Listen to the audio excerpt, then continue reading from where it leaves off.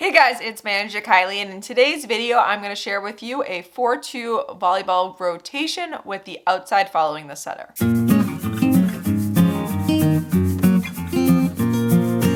So today I'm going to go through the 4-2 rotation for volleyball. This is, I would say, is the easiest of the rotations. It's another one that repeats itself, but this one you have a front row setter. This specifically is the outside follow setter version of this. I do have a middle follow setter version if you're interested in that. I will have that linked up in the iCard, along with some of the other rotations, the 6-2 and the 5-1. For the 4-2, that means you have 4 hitters and 2 setters, which means you don't ever have that weak side or right side attacker.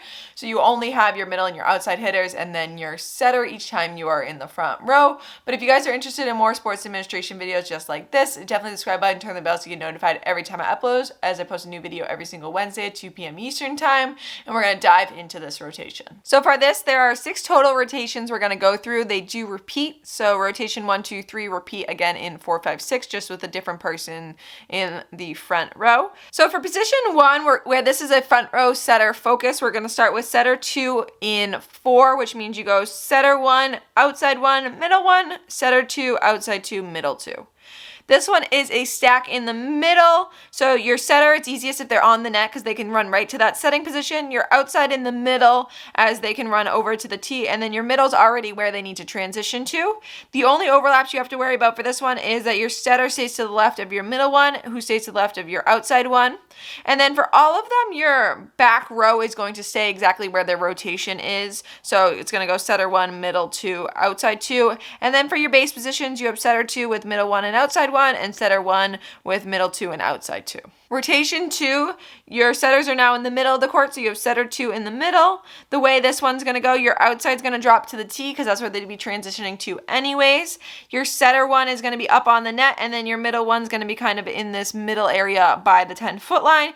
All you have to make sure is that your setter 2 stays to the left of your middle 1 until that ball is contacted, and your back row is going to stay the same with outside 1, setter 1, middle 2, and then your base positions, you have setter 2 and outside 2 with middle 1 in the front row, and then setter 1, middle 2, and outside 1 in the back row. For position number 3, your setter 2 is now in 2.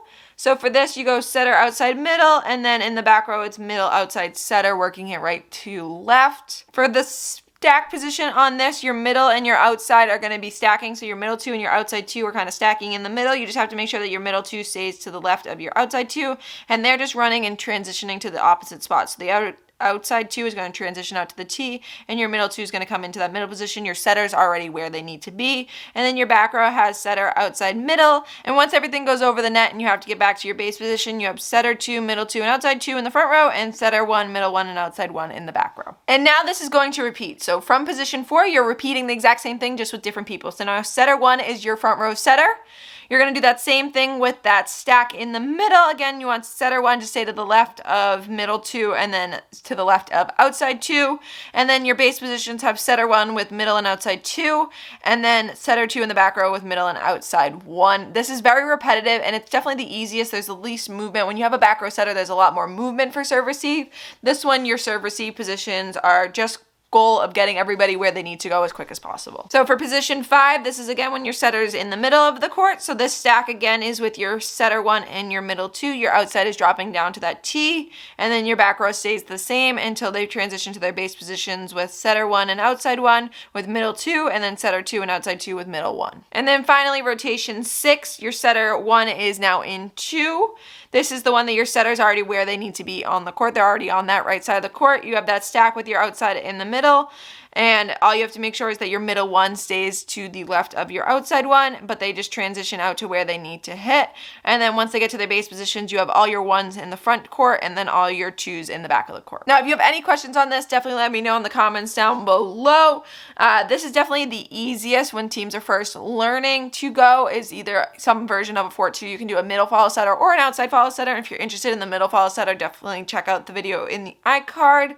This just keeps everybody, all your front players row players in the front row and all your back row players in the back row. So everybody, their rotational base and their base position are in the same part of the court. There's not as much movement as a 6-2 or a 5-1 would have. So I hope you guys found this video helpful. Again, if you have any questions about how the 4-2 rotation works, where you should be on the court, definitely let me know in the comments down below. If you're interested in more videos like this, definitely hit the subscribe button and check out the playlist linked at the end, as it will go through a lot of different information about volleyball.